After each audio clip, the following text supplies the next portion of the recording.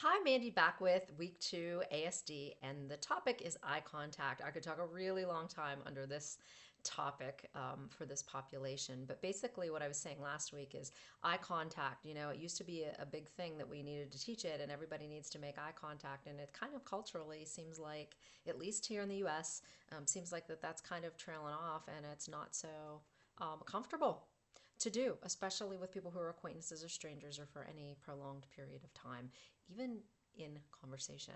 Where this came from in this population, for those of you who don't know, this was a noticeable deficit 25, 30 years ago with persons who were diagnosed, especially kids, because it was socially pretty much the norm to look up and greet someone face to face. This has been difficult for this population for a lot of reasons, mostly a sensory reason that is just uncomfortable, or it's really not necessary as far as a social norm. Once you program it like with a kid and they get it, that's the routine and that's the formula, they do it, but it's kind of maybe not felt like necessary, as well as being a sensory potentially overload for people who were diagnosed with ASD. So I was talking about last week about how people just aren't doing this in general anymore. So the question becomes, is this really still a behavior that behavior specialists are targeting with this population? I'd be curious to know.